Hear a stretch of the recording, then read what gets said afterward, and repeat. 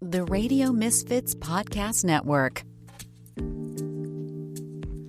Hello, everyone, and welcome to Planted with Sara Pion. I'm Sara Pion, your host, and today we have Eli Melrod and Harry Rose of Solful on the show. Welcome, guys. I'm so excited to have you here today. Yeah, thank you so much for having us, Sara. We're really excited to be here as well. And I'm especially, well, Harry, this is your second time on the show, so I have to say welcome back. But I'm also really excited because for you listeners out there, we've had a lot of changes with the way dispensaries look and products and things like that. And Harry, if you've listened to some of our earlier episodes, was the founder of Rosette, which is a wonderful, wonderful tincture company. And they do a lot of things with emerging cannabinoids and have a lot of combinations that I have loved geeking out on through the years and also recommending to people that I work with. Now, Solful is, I'm not as brave and maybe as insane as these two. I plant touching businesses would give me a headache. But if I were to have a dispensary, I would want it to be just like Solful. It is an amazing space. I actually went to go visit Eli. Was it last month? I think it was last month that I stopped by. Yeah. And to look at just the people who are working there, enjoying what they're doing, the warm environment, CBD ratios in flowers and products in abundance, which we're not seeing as much as we should be, and just the whole conversation around education in a warm, friendly place for somebody to go and ask questions and make purchases. It's, Eli, what you've done is amazing. And so now, two of my favorite people are working together. And before we get into all of that and really geek out, the question I always ask all my guests off the top: what was your first cannabis experience? And either one of you, whoever wants to go first, feel free. All right, well, I'll chime in. And thank you, Sara, for all the kind words. That means a ton coming from you. You're someone I just have a ton of respect for as an early, pioneer in the industry, someone who really helped create education forward dispensary experiences for patients and consumers.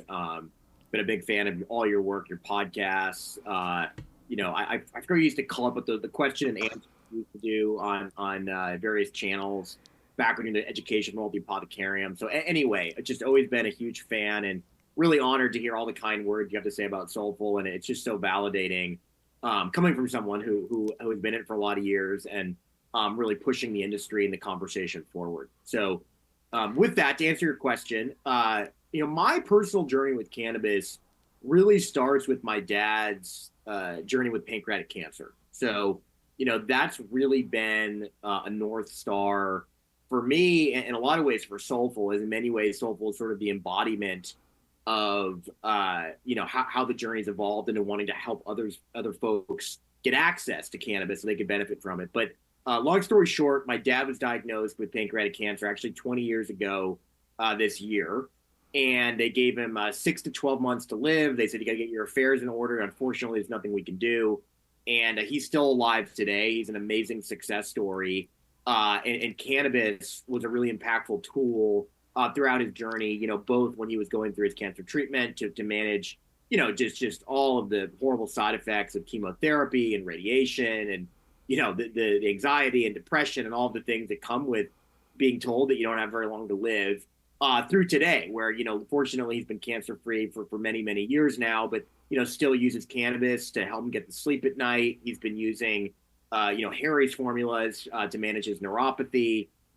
He has glaucoma, and he's integrated cannabis to help with that. So, in many ways, he was really what I saw firsthand, a true cannabis patient. And, that was when I was, an early adolescent. I witnessed with my own eyes his journey with cannabis from the medicinal side, and always have been, from then on, a real believer and an advocate for cannabis to help folks manage their health and well-being.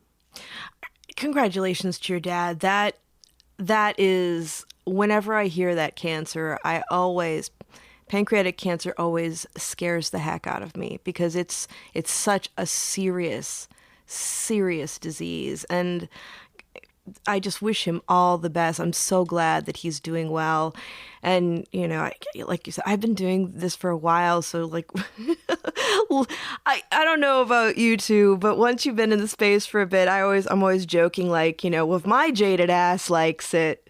Yeah, no, we feel really fortunate. And, frankly, who knows? You may have helped him way back in the day. I remember, I actually grew up in the Castro. And so the dispensary that he used to go to was with the Apothecarium, many, many years ago. And, they were able to get him really high quality products and education and all that, way back in the early days.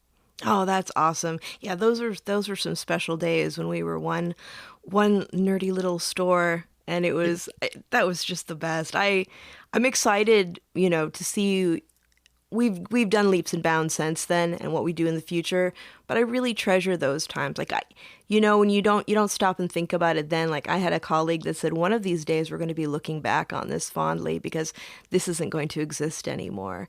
And at the time I was like, I want this to exist forever, and I would love to have some sort of like something of that with all of the leaps and strides that we've taken since that time, like having that together. And I feel like in many ways your company embodies a lot of that. We appreciate that. I mean, I think that very much is what we try to embody, right? With sort of all of the amazing sort of, compassionate care ethos, that existed in the 215 days, places like San Francisco, who are really on the forefront in the entire country, if not the world, to actually have high quality dispensaries with lab tested products and educational materials available and all of that. And so, it's funny you should say that, because in many ways, those were really special times. And, I don't think we'll ever have quite the same thing, but in many ways, I think, Harry and myself and our ethos is to really bring, sort of the culture, the values, the ethics, the mission, of what made, I think, California cannabis so special back in the day, and sort of bring that into, this new reality, which in, many ways has been challenging. And I think, we could spend hours and hours and hours talking about all the obstacles and roadblocks, from taxation and regulations and, all of that. But really, continue to have those values and ethics. And the exciting part now is that, folks, anyone over 21 in California can get access to cannabis. And so, we're hopeful if we can sort of continue to, hold our space and put out quality products and educate folks that, long term, more and more folks will still get access. And in some ways, that'll be some interesting things we can talk about a little bit about the journey of Rosette and Solful and how we came together as two folks really with that, compassionate care, 215 philosophy and ethos, needing to sort of lock arms in this new reality, so we can continue to put out high quality medicine for patients and educate consumers and all that stuff. And I want to make sure too we get Harry a chance to talk. I'm a talker, so Harry, I know, is very patient because all of that. So we'll need to make sure that you could just help moderate us, Sarah. I want to make sure. Absolutely. I'm a talker too, and so we'll make sure that Harry gets in there, because he's and I hope you don't take this the wrong way, Harry, but you're my favorite mad scientist. Yeah. He's my favorite mad scientist too, Sarah. Well, So, I can easily accept that title. My first experiences with cannabis, sort of comes out of my passion for growing anything. When I was very young, I worked with my mother in the vegetable garden, and that was always my favorite time of year. I grew up in New York, and so she always had a small vegetable garden, and I was always heavily involved in starting to learn about growing things back then, from getting compost and whatnot. And then you fast forward to when I was a teenager growing up in New York. Again, I was very exposed to cannabis. A lot of my friends and people around me were using it for recreational use primarily. And immediately I wanted to grow it. First of all, I couldn't afford enough of it for my satisfaction, but I was also just very into growing things. And I grew a whole lot of it really poorly at first. None of us even knew what cannabis really looked like when it was growing, because we didn't have access at that point to even High Time magazines. That was heavily regulated. So I got into growing my own stuff. I used it recreationally, from the early 80s through the early 90s, when through a long chain of events, I found myself living in the Bay Area. And that's right when Brownie Mary and Dennis Perone were really starting up things that were more above ground and more visible in San Francisco. And being sort of a small grower at the time, I had been made aware that any of our scraps can actually go to help AIDS patients. And so my friends, anybody that grew little crops, we used to gather all of our leaf and stuff that we weren't using and go drop it off at the shop down in San Francisco with Brownie Mary. And they were making products out of it. And eventually, Dennis had a shop and things sort of progressed that way. That was really my first experience with medicine, and seeing people that were really in bad shape have miraculous changes to at least their quality of life, and in some cases even more. Some of the cancer patients, it was really helping them in other ways. Mm-hmm. Eventually in the 2000s, because of the way I worked 100-hour weeks like a crazy person. I found myself very sick and having to stop work for about 3 years. And I was diagnosed with autoimmune disease and a few different types, COPD, Crohn's colitis, and just general autoimmune dysfunction. And it was really through that journey that I discovered personally how powerful medicinal cannabis was. It's a very long story, but I found myself in Humboldt County ultimately trying to save my own life because the disease was really breaking my body down. And I think you know this, but other people may not, that I just happened to land in a place in a subdivision, which people think of differently in the suburbs, but in the mountains, it's just a group of parcels. And I found myself right next to Lawrence Ringo. Lawrence Ringo, if people Google it, they'll find that he's kind of the godfather of modern CBD and sort of the guy that pushed us off a cliff into a CBD revolution. And that's where hemp exploded and so on. So there was a lot of experimentation and working with some fantastic doctors that are very caring, a couple of scientists that I was able to really start my journey of creating formulas, the first of which was for myself. We figured out the right ratios. Back then it was a 3-to-1 that really pulled me out of it, the original Sour Tsunami. Through that, there was a lot of eyes on me at that point. The CBD revolution was really starting up with Project CBD, Martin Lee, and other people that were in our group out of Santa Cruz. There was a group of women that were working on CBD. Once we discovered the Sour Tsunami and the broad spectrum and the higher cannabinoid content and all the minor cannabinoids that brought to the table, that's when I really was able to start correcting my condition. When I corrected my condition, people started coming to us wondering how we did it. There's a lot of people in the world that are very desperate, that are out of time, they're out of options, and they've tried everything that Western medicine has to give them, and they're desperate. A lot of children, a lot of desperate parents out there. And so just, out of being kind and wanting to give back, because this had literally saved my life, we started working more and more with patients. And it really built up to the point where we formed our original company. Then we have legalization. We had to form a different company because of the structure and the legalities of that. And then ultimately, the conditions of the Proposition 64 market in California are very challenging for small farmers, small producers, and extremely, extremely difficult conditions to actually survive doing medicine. Medicine definitely went by the wayside, like you guys were just talking about. And I was proud to really just hold the line and keep it going for a long time, but it was really too much to sustain. And we can talk about this further at some point, but Solful was always an amazing partner with us, starting at the end sort of 215 leading into 64. They got it right away. They were willing to jump right in and help me help patients. There was a number of avenues there. So we had a lot of alignment and a lot of synergy and a lot of love, really, to give.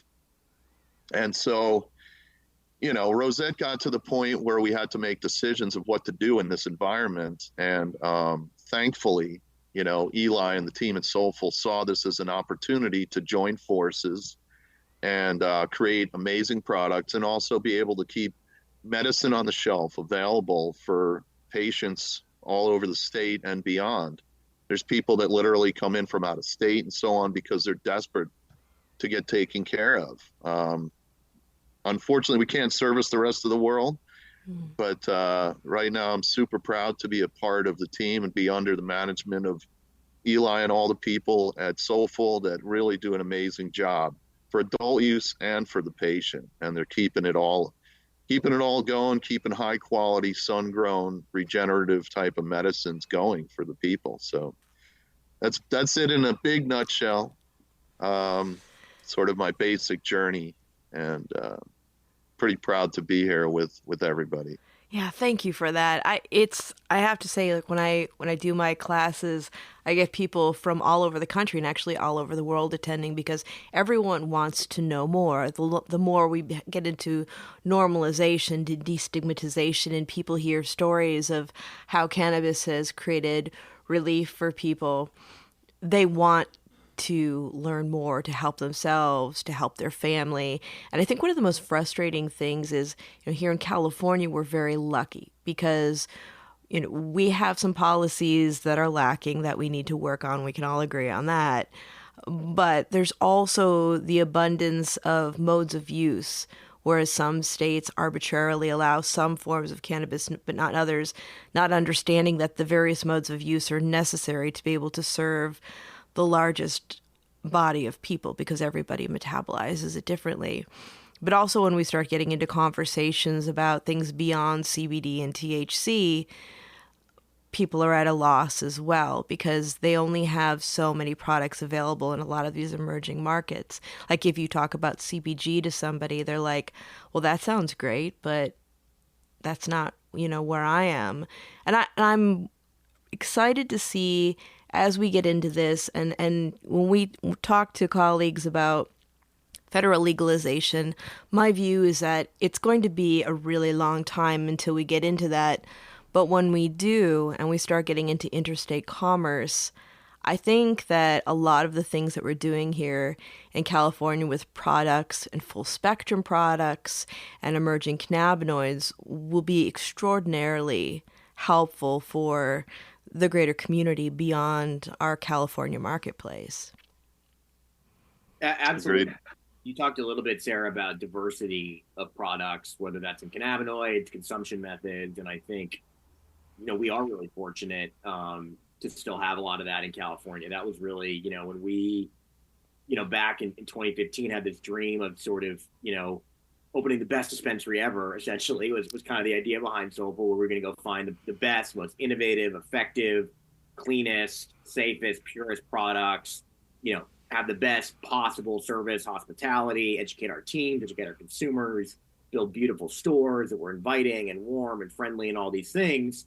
A big part of that was, because we are in California, not only are we in California, we're in Northern California, where we're sort of in the gateway of the Emerald Triangle. Solful got its start in Sonoma County.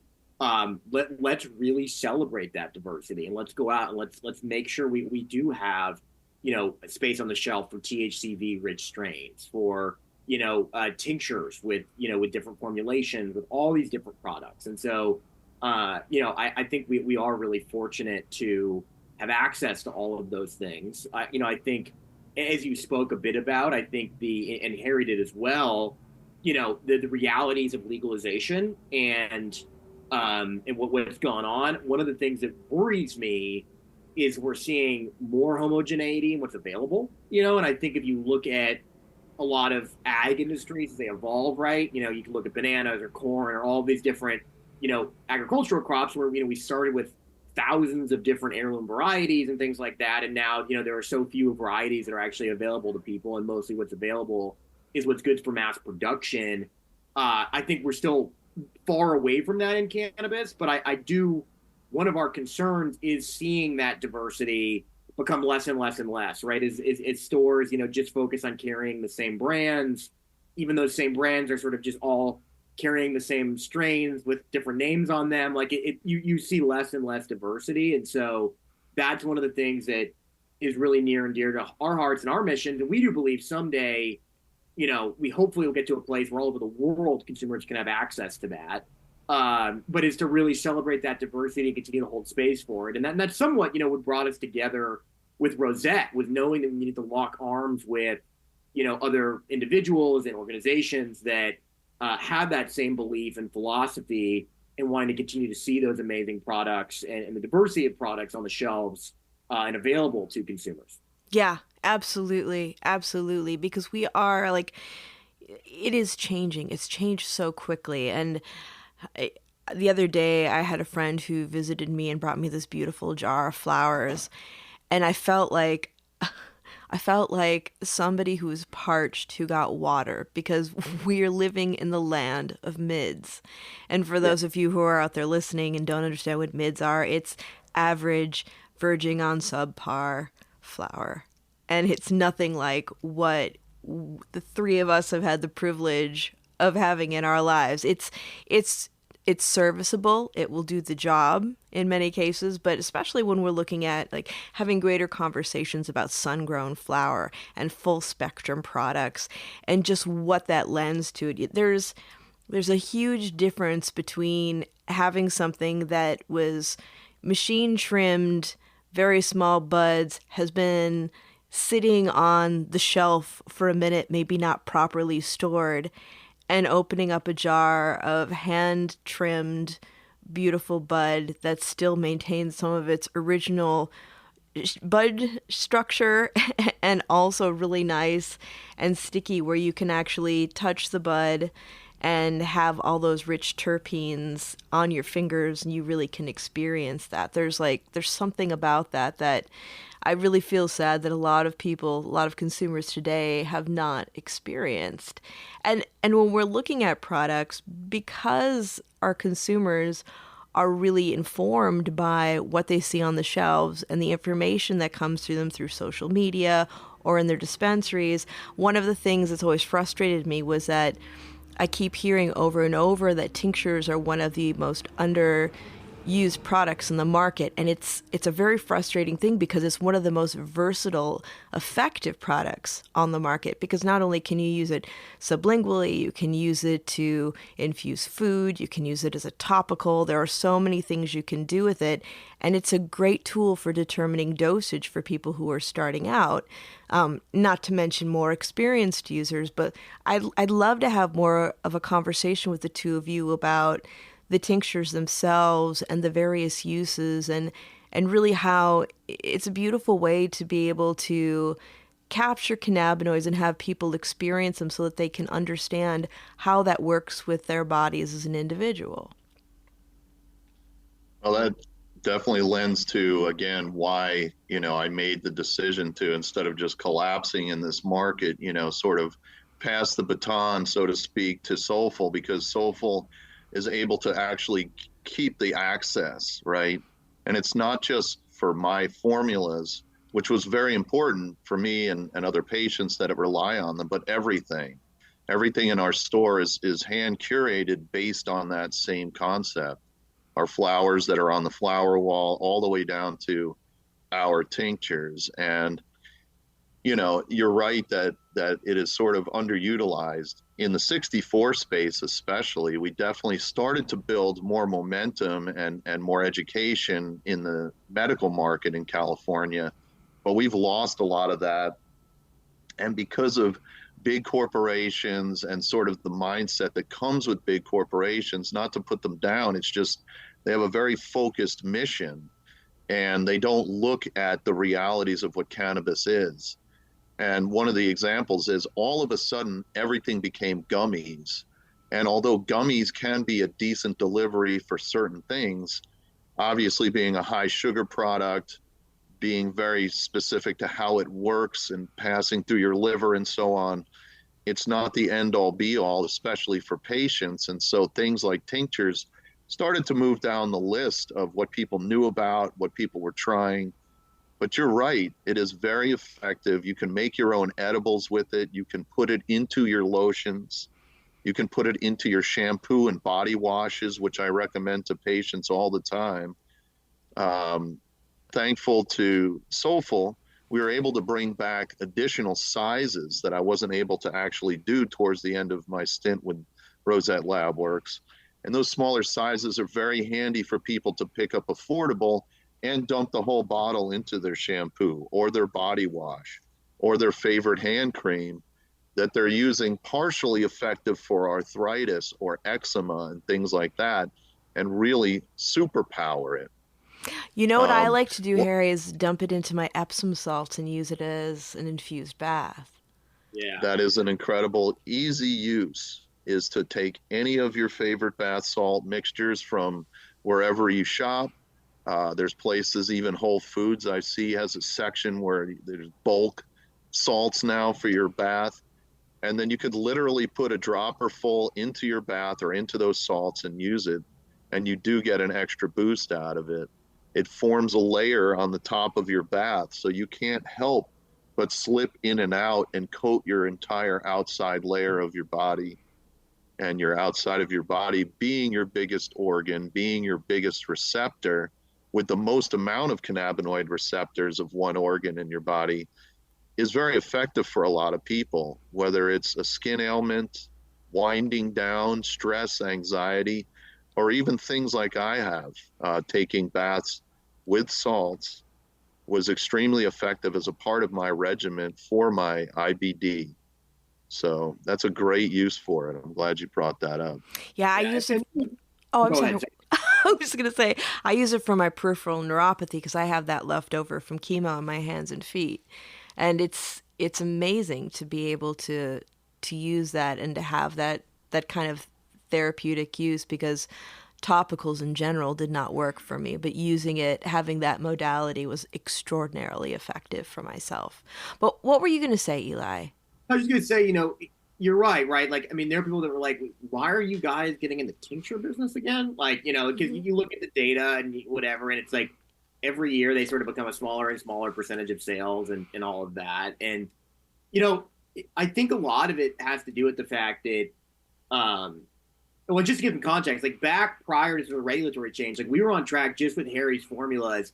They were over 10% of our sales alone.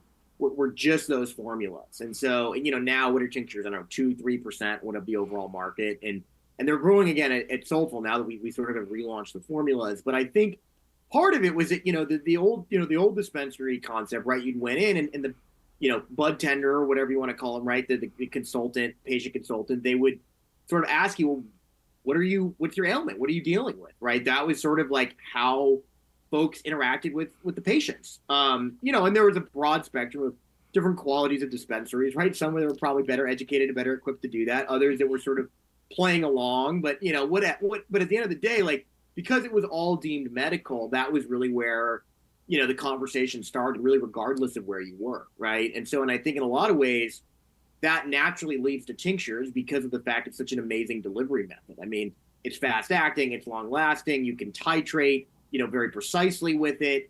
It's very bioavailable. You can get, it bypasses the liver, so you can get, this super full spectrum of all these compounds. Like tinctures in many ways are like, when I really talk to folks who are just kind of whatever the best thing that can help me, they're just open to whatever delivery method. Tincture usually ends up being a part of that toolkit because of, all the many reasons we've spoken about. But I think part of the reason they've sort of fallen out of favor in dispensaries, particularly in adult use dispensaries, is that, nowadays very much the consumer experience going in, and we really tried, this is not the experience at Solful, but it's sort of, what do you want today, right? And it's like, oh, I want a gummy, I want a pre-roll, I want a, whatever, versus like, what do you need help with, right? What are you solving for? And that's actually what we call our education program at Solful. We all of our team members in the dispensary, we call them health and happiness consultants, because that's what we look like. They're there to consult people on their health and happiness.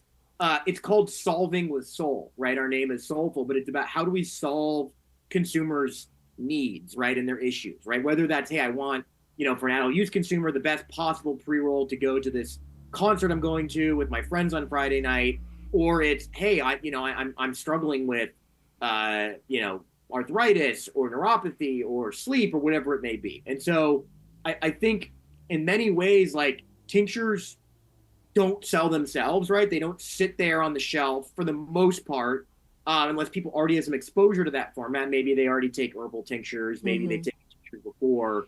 But they really take a conversation. And I think that, that's what we talk a lot about at our stores, and is that it's really all about that interaction with the consumer, guiding them into their journey, showing them the different options. Because in many ways, Harry's, the 9 formulas we carry under Solful Health that Harry spent, decades developing, in many ways, like, they can address almost anything you need to use cannabis for, those formulas can address. And so if our teams are really well equipped at working with consumers on how to use them, that's really where I think you can see folks get a lot of benefit. We can actually see those products do really well and be really successful. And frankly, for us, it's similar where, we believe in it. It's why we do what we do, right? With my father's journey with cancer and all that. But it's also where we think Solful's doing something really different, because of the fact that from the formulation and controlling the supply chain of making sure we source the highest quality inputs, that they're extracted using, our complete spectrum extract process, which is a proprietary process Harry's developed, all the way through the education of the stores.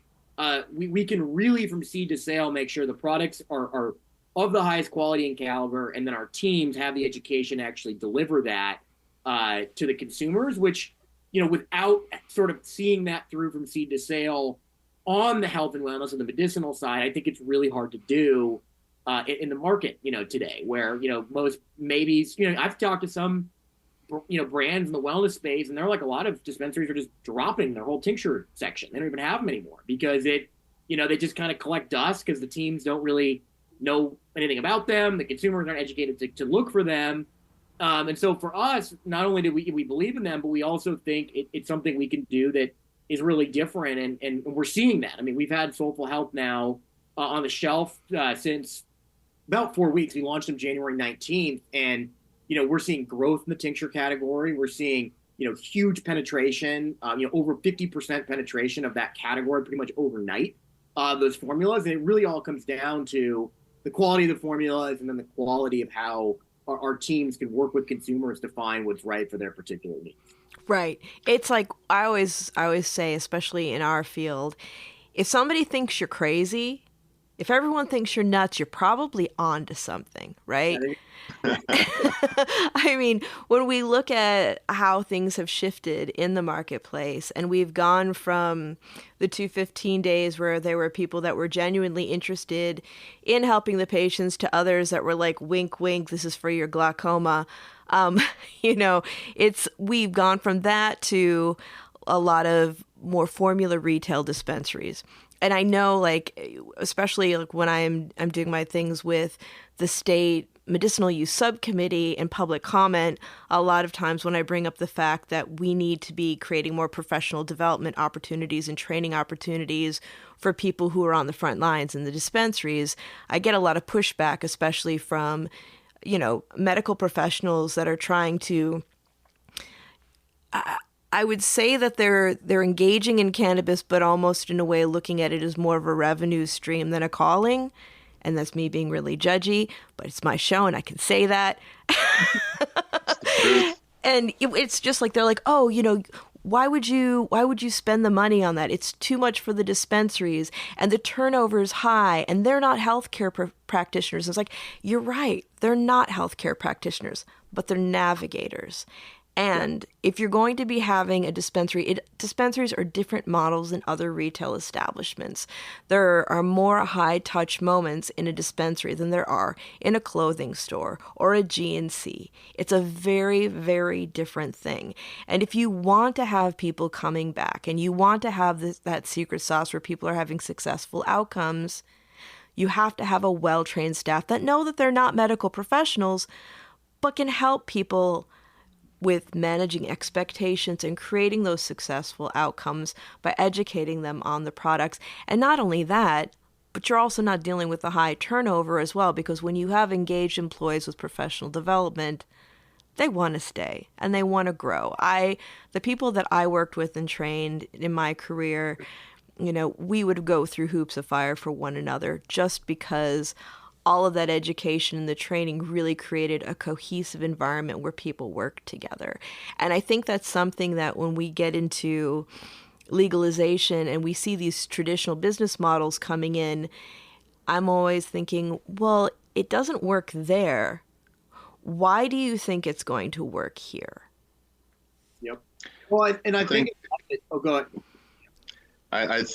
I share the frustration of the current marketplace, and I think it's important. A lot of people that are, not as geeky and as immersed in this industry, what they don't realize is the shift from Proposition 215, which was strictly medical. It was a jury statement. It's not even a law. It just allowed you to actually mention in court if you have issues that you're using it for medicine, which was before that not allowed.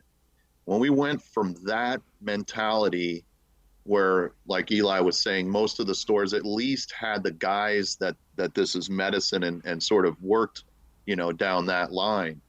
When there was a switch to 64, a lot of people didn't know, including the state, didn't really know what was going to happen and what to do. And it rolled out in stages. All of a sudden, in July 2018, I guess it was, there was a very hard stop in terms of compliance for packaging. And so what you saw was almost 100% of the manufacturers, including myself, just kind of stopped because nobody was ready. The state didn't know what they wanted, but they certainly knew what they didn't want.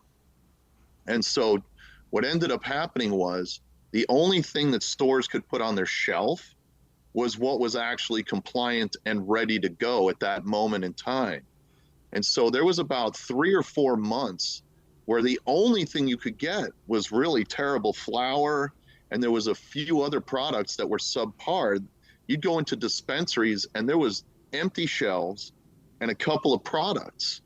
And so and a lot of tears. Oh, totally.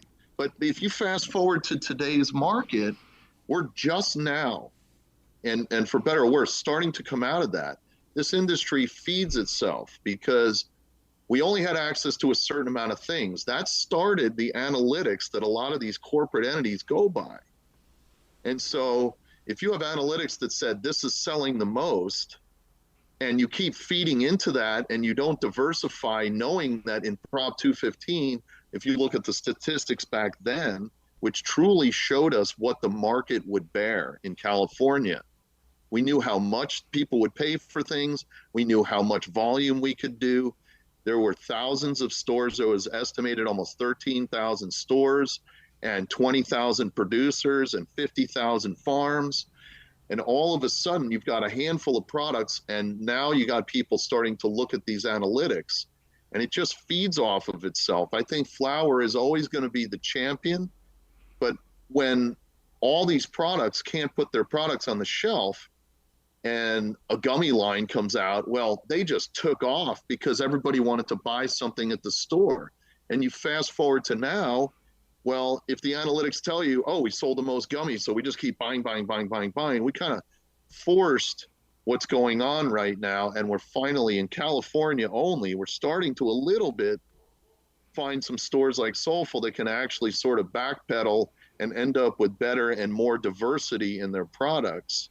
We have this line of tinctures that nobody has in the whole state that contains full spectrum acidic cannabinoids for patients that you can use as a tincture toolkit and compound and stuff. That's really unheard of in other markets, as we find out. They're very focused on analytics, that is THC and CBD specifically. Most of the CBD, even in dispensaries, is hemp derived. There's no real intention behind it. There's no real education. And unfortunately, the doctors don't have the proper knowledge. So, after many years of legalization now, this started in 2017, really started to take a foothold in 2018. Now, here we are in 2024. Now we're finally starting to see things change a little bit, but yet there's still this corporate drive of what to put on the shelf based on analytics, and it's a self-destructive cycle. People are pulling wellness off the shelf because the analytics are telling them it's not selling very well. But if you don't educate and you don't try to sell it, and your only model is, I'm just going to buy what's hot and whatever sells itself, well, this is where we're at. And it's unfortunate because I think everybody needs to remember, including myself, that this all started because of medical access. That's the only reason why we have adult use right now. And I hope we can get back to, more of a robust medical, not just compassion, but, more of a robust medical system that actually can accommodate what the patients need again. Yeah. Anyway, that's just sort of where my mind goes. It's I don't think people realize that the reason that the sales are so messed up is it's feeding on itself out of basically ignorance. Yeah, and I think, Sara, you mentioned a couple things. I mean, for education of folks in dispensaries who work there. And, it is, I mean, so we're invest a lot in education. We've developed a whole curriculum that early on, back in the 215 days, we developed with a physician who did cannabis therapeutics, and then sort of evolved that to include a lot of sort of, how do you ask good questions, more traditional hospitality stuff to make sure that not only is our team really educated, but they can actually work with consumers. And we measure ourselves on retention. I mean, we're really proud of the fact that we have, well over 90% retention rates, after, 2 years of our retail team, which is pretty much unheard of. I mean, I see data from Headset, just the turnover is just unbelievable in a lot of places. And so, if you have that kind of turnover, then the investing education doesn't make any sense. And you sort of accept that as is. And so, part of that comes with compensation and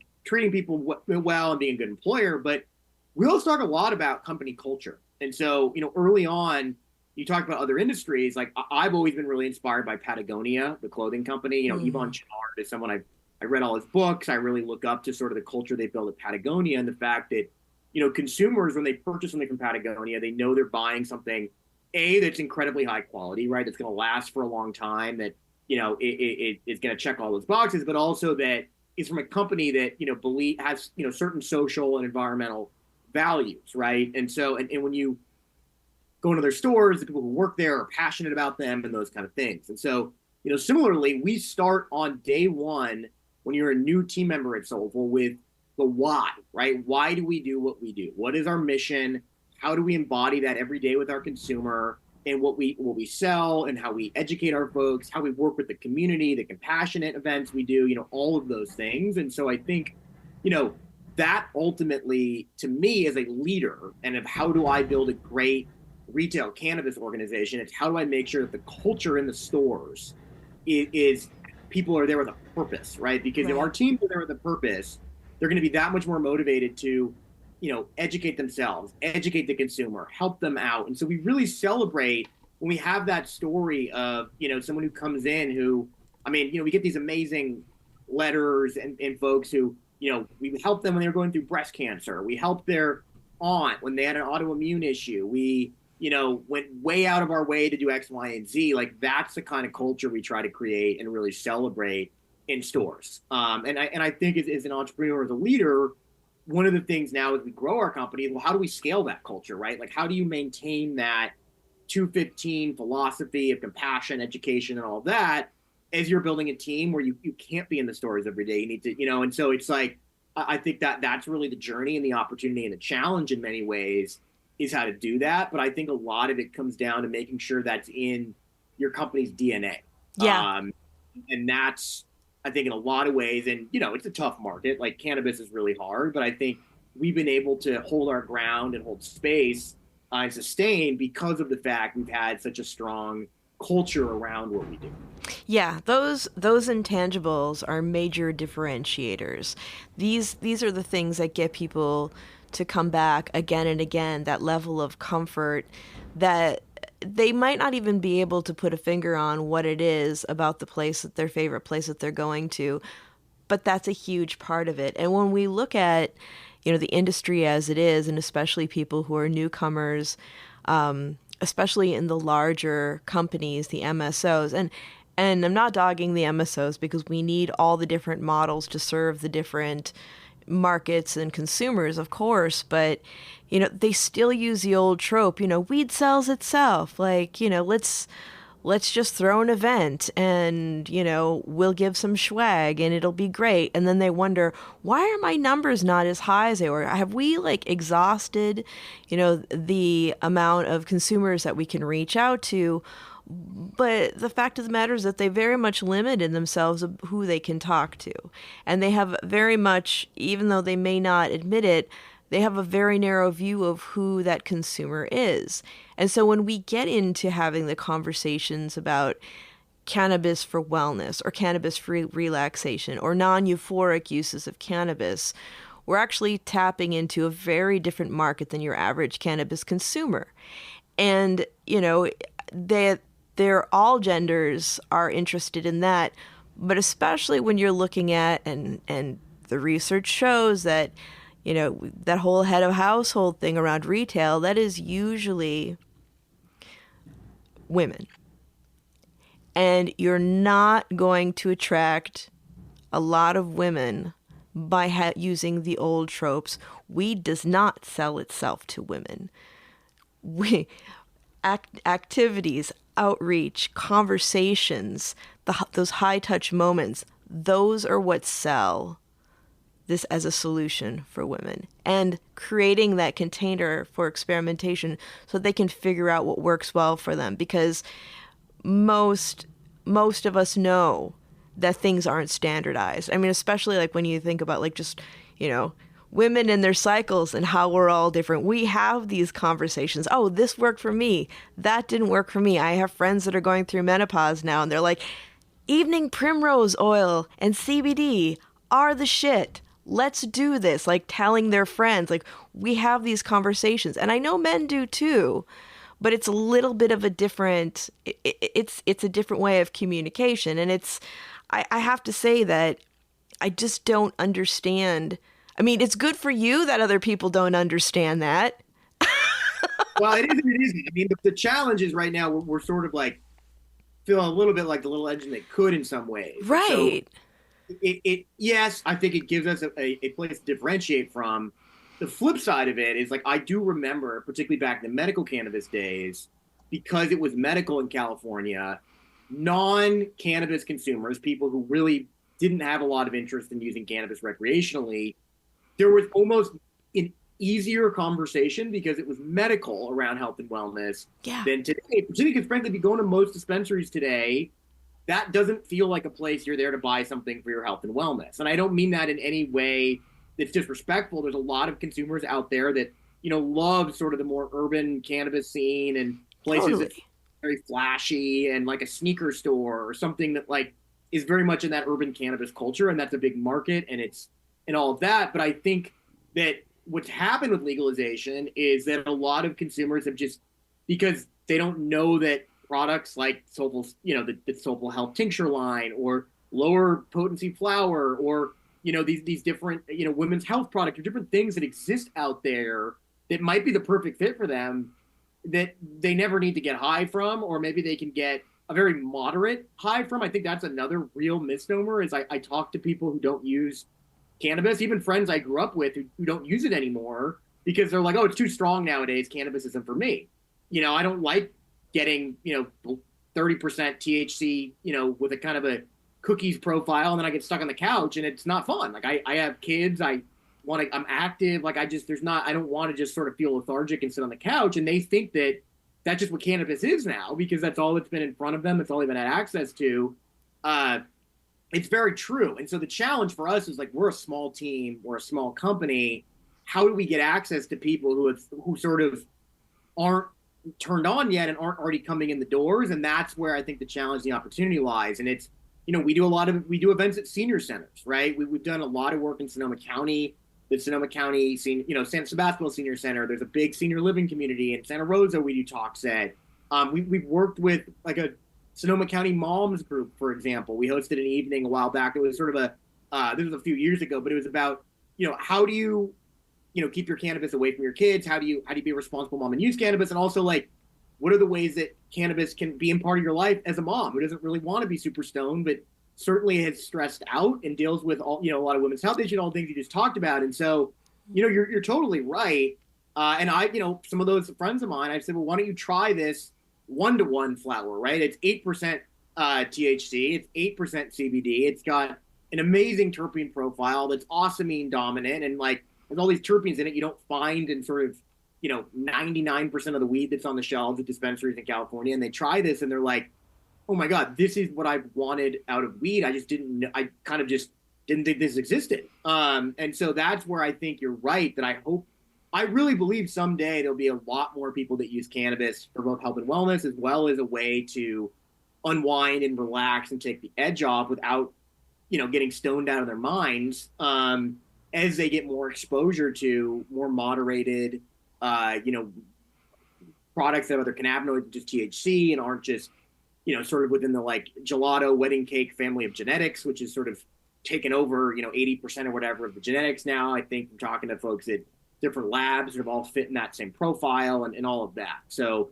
I think it's an opportunity, and it's also the challenge because, the consumer pool has almost gotten more narrow as so many folks have sort of decided, well, cannabis isn't for me, because they don't know all these things exist. Right. It's very true. Yeah, it's a call for a new compliant lexicon, but to be able to actually give people the language to ask for what they want, but also to be able to relate to their doctors what they're using to educate them as well. And going back to the 1-to-1 ratio, I've got to say, when I've worked with people who are like, the stuff these days is too strong, I just want something like what I used to enjoy, those CBD to THC ratios in the flowers, when they try those, they're like, this is what I remember. And it's an education for them to understand that, there's the way that things have been bred, the selective breeding has changed the way cannabis looks compared to what they enjoyed earlier. And we need to create something that's more well-rounded, that's available to the consumer. And also just, and you two know this, it's like having that conversation about THC not being the end-all be-all, because when we're looking at, states that are looking at doing THC taxes, and when I have conversations with researchers about that, I'm like, that's a lazy grab, because you can have a really high THC flower that's actually quite functional, that's good for pain management, and you can have something that's lower in THC with a really interesting terpene profile that you're like, wow, that felt a lot stronger than I thought it would. And it's a very interesting thing when we're looking at science and policy and how everyone wants something in a very neat box, but cannabis itself is a study on nuance. Yep. And we're really just reaching people that are cannabis consumers primarily right now. And we're able to bring in new people occasionally, but the biggest market of all is the everyday person. Every single person that is living can benefit from cannabinoid therapies, because we all have an endocannabinoid system. Most of us end up with problems with our endocannabinoid system for one reason or another, because of issues getting out of balance.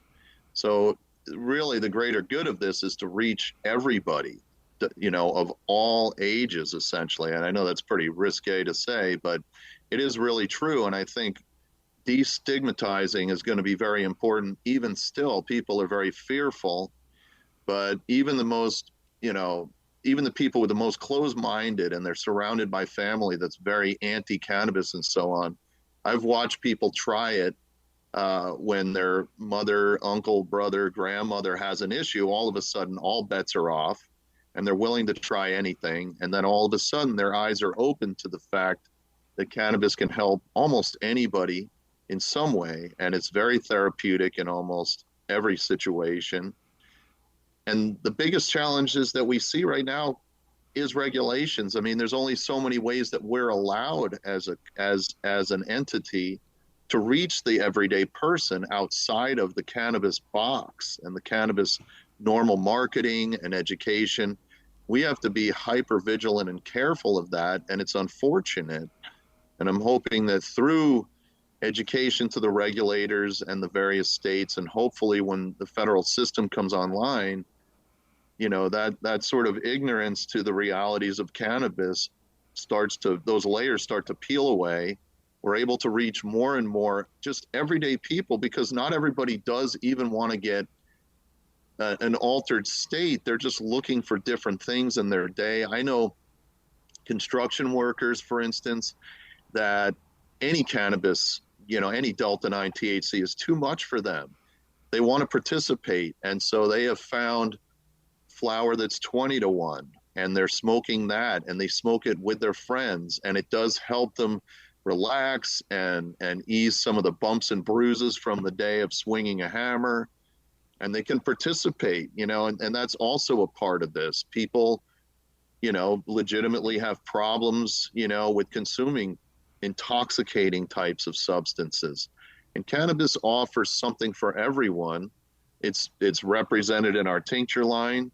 It's also represented in our flower wall. We have one of, if not the most diverse flower selections in all of California, probably the country, because we go so far out of our way to look for this diversity in terpene spectrums. But that's just what's hot today. So we're actually going by, truth be told, Eli tests everything that comes into the store 100%. And he knows what those effects are, and he judges them. And we're trying to get diversity there so that there really is something for everyone. Now we just have to get those people into the store to actually see, hey, this would actually be good for you. You don't have to get blown out of the water. Or if you do want to get blown out of the water, this is what you're looking for.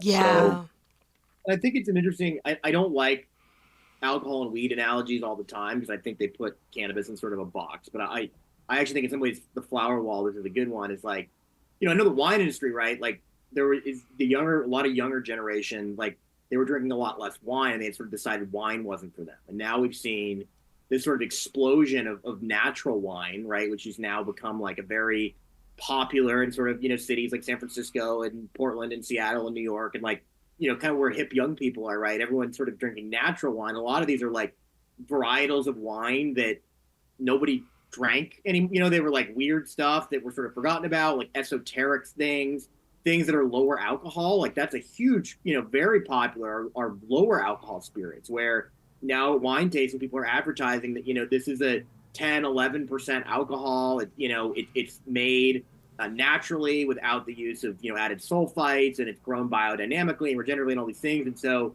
in some ways it made me really proud when I was in our San Francisco store and I overheard a few, of our customers saying, wow, this kind of reminds me of like one of the first natural wine bars I ever went to, because it like, in a lot of ways, it's changed the conversation around wine, around how it's grown, around how it's processed, around what's actually healthy, lower alcohol, all these things. And so I think, we're hopeful that, we can help change the conversation around cannabis and actually, show people that there are a lot of cannabis options that are right for them, that there is diversity in health and wellness, that, all of this stuff. And that's really the mission that we're on. And we'll have to just kind of keep fighting the good fight. And I think over time, incrementally, folks will have more and more access. Yeah. I've been reading too that the non-alcoholic beverage sector that simulates the feel of alcohol, the mocktail, if you will, that sector is growing tremendously. I think cannabis will have a big part of that. And from what I've been seeing, even with my own eyes, a lot of restaurants that would serve alcohol now also has a non-alcoholic cocktail option menu. So, it's really just a matter of having people see that cannabis can be a part of this and you can consume and have a good time. And it's actually healthy for you in a lot of senses. You are, whether you like it or not, when you consume cannabis, you're feeding your endocannabinoid system, which does have health benefits. So it's a great emerging market unto its own. Yeah, I agree. I like the conversations that we're having about Cali Sober. I like the fact that there are more non-alcoholic beverages because as somebody who used to enjoy her bourbon, I don't as much anymore. And I usually get like a ginger beer with lime at the bar when I meet up with friends and then go to the curb and have a smoke sometime during the evening. So it's nice to have other things. And I look forward to the day that perhaps at that bar, I'll be able to have a cannabis cocktail instead and then not feel so antisocial when I go walk off to have my smoke. But we have been talking. Well, I feel like we've only been talking for 20 minutes, but we've put in a lot of time in this episode. So as we start to wrap up, I have two questions for you. One, what are you excited about in the future, and what would you like people to keep an eye out for? And two, if people want to follow you, learn more about what you're doing, how do they go about doing that? Sure. Well, maybe I'll take that, Harry, and I'll pass it to you. Okay. Definitely. So folks, we start with the second question, which is, so Soulful, just, we haven't really been specific about it. We currently have 3 retail locations, one in Sebastopol, California, one in Santa Rosa, California. Those are in Sonoma County, about an hour north of San Francisco. I'm sure you have listeners all over the world. So sort of traditionally what's called wine country. It's sort of wine and weed country, or at least the gateway to weed country up in Sonoma. That's our 2 locations. And then we have a location we opened just about a year ago. We're actually celebrating our 1 year birthday in San Francisco this weekend. So come on by if you're in San Francisco. There'll be lots of fun things going on, and that celebration will be happening this Saturday. And that's at 10th and Irving, so in the Inner Sunset neighborhood, one of my personal favorite neighborhoods in San Francisco. It's right by Golden Gate Park. There's great places to stroll and shop and enjoy Golden Gate Park, which I think in many ways is one of the most fabulous things we have in San Francisco. It's just beautiful. So we're really feel just super happy to be there. And then our production facilities, we have production in Santa Rosa up in Sonoma County, as well as Harry's facility up in Eureka, where we source pretty much all of our cannabis up there from the Emerald Triangle. So that's where you can check us out. Please feel free to come to our website, soulful.com. That's SOL, like the sun in Spanish, Soulful, SOLFUL.com. We have a whole learning center on our website. So for folks who want to engage with that, you can go there, and there's tons of articles we put together over the years and different content and all of that. We also do a lot of in-store events. So we have Meet the Farmer events where we do these flower drops. Everything we carry is sun-grown craft cannabis from Northern California. So, almost every Friday and Saturday at the various locations, we have different farmers coming in, doing flower drops, a lot of like really unique strains, a lot of stuff that they've bred, a lot of really limited batches that, frankly, will be like 3 or 4 pounds in a pheno hunt that somebody did. And we'll scoop up the whole batch and just put them on our shelves, and they sell out in a few weeks. And so it's fun because you get lots of interesting things and all of that. So that's probably the best way to engage with us. We also have Instagram. Last I'll say is Soulful, SOLFULCA on Instagram. Harry's very active on Instagram too. I'll let him kind of plug where he has his channel with a lot of education and lives and things like that. Mm-hmm. But please come in. Our teams are super knowledgeable. We'd love to see you. We just feel super fortunate to be on this journey. And then in terms of what we're excited for, I think. We're excited to kind of just, continue to grow our product portfolio. That's been a real evolution for us. When we got into the business, we always had the same sourcing philosophy. And frankly, back in 2015, there was such an abundance of amazing, unique, diverse cannabis products that you could curate an entire store that was just incredible in many ways. And I think as the industry has evolved and consolidation has happened and a lot of the market pressures, we sort of realized that if we didn't get involved in the supply chain, it would be really hard to actually have the products we want to see on our shelves and market. And so that's really where this evolution of, joining forces with Harry and bringing the Rosette formulas and all of his decades of production experience and manufacturing, cultivation, et cetera, under the Soulful umbrella, so that we can really continue to offer more and more unique Soulful products. And that's not, we don't want to just create generic products and put our name on them. We really want to create products that are pushing the industry forward, unique cannabinoids, unique extraction processes, all kinds of stuff. So we have a lot of stuff up our sleeves. Every few months or so, we typically have a new product line out.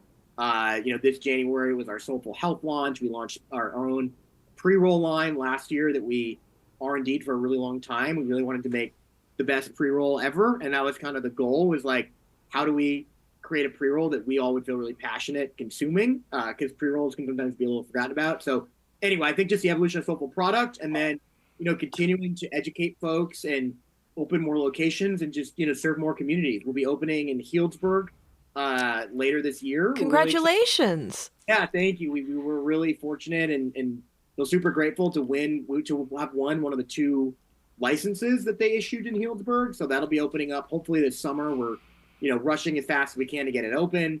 And so that'll be really exciting to be in Healdsburg, beautiful town up in Sonoma County. And we continue to look for, more opportunities to grow the Soulful footprint and brand. And it's a hard act to follow, but I just want to be clear, so that so that we're not confusing. The Eureka facility was Rosette. That was the facility that I had built to make those products, and that is now owned and managed by Solful. And the Rosette products, when you look for them at the store, they're no longer Rosette. Rosette has been put out to pasture. It serves its purpose. But now it is called Soulful Health. And so for the patients that know Rosette and those formulas, you need to look for them at the Soulful stores, possibly beyond eventually, but they're called Soulful Health now.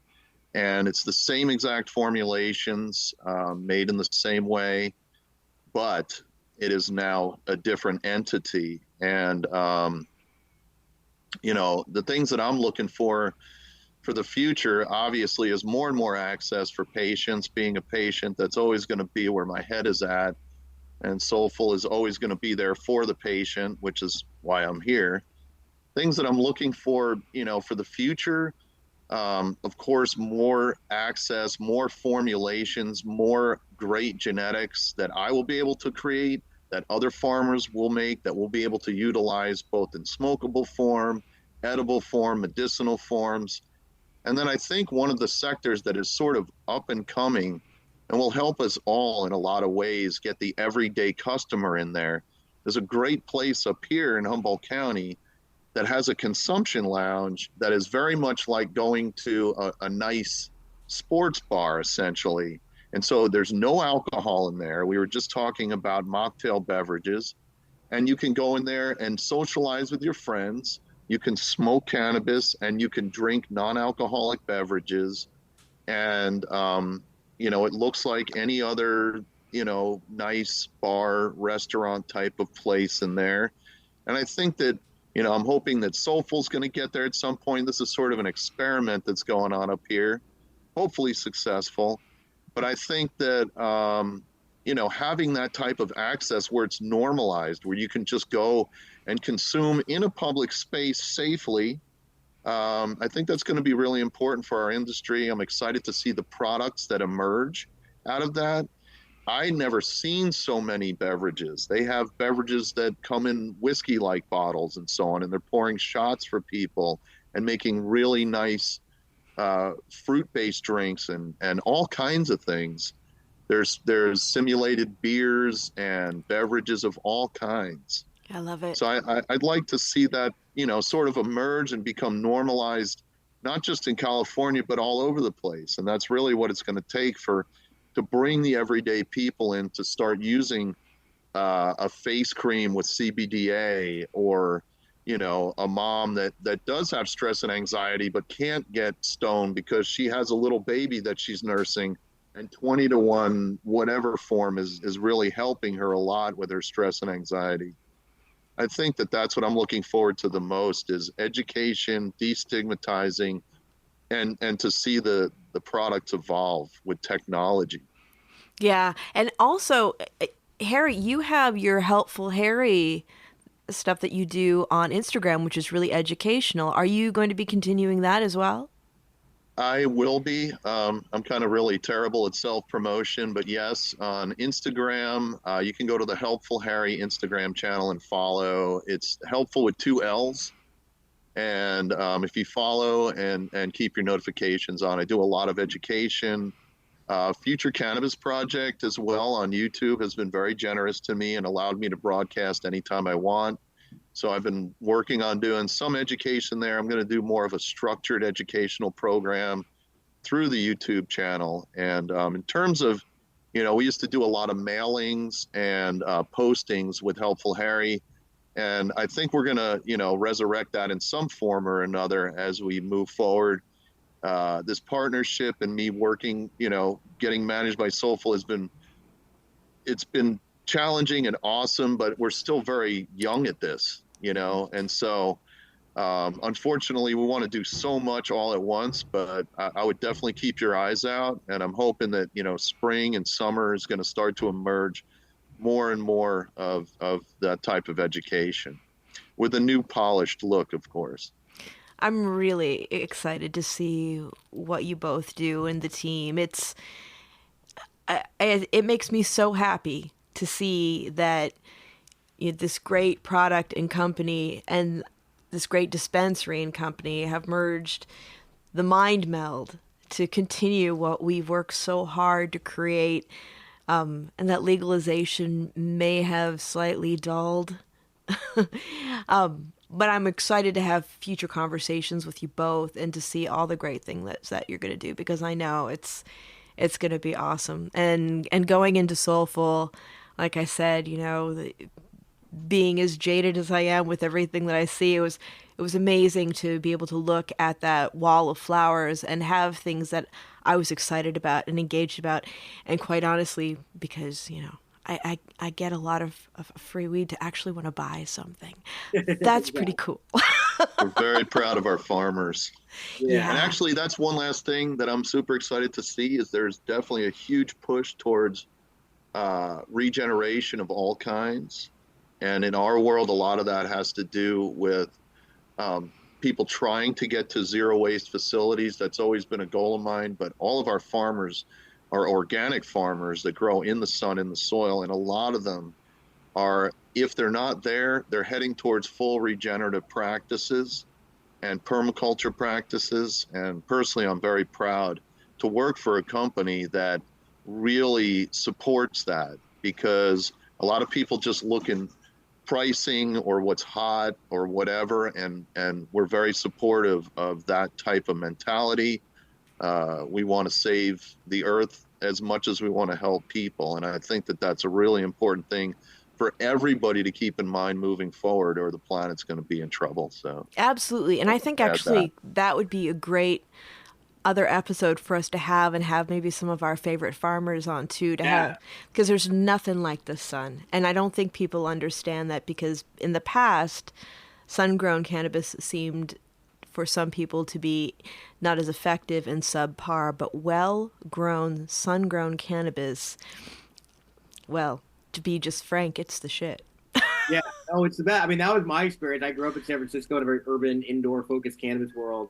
Started going up north and realized I had never really tried real cannabis before. When I started, trying the stuff up there, and it's a big part of the supply chain, right? It's got to be grown well, cured well, stored well. We have a whole sort of cold chain all the way from the farm to the store.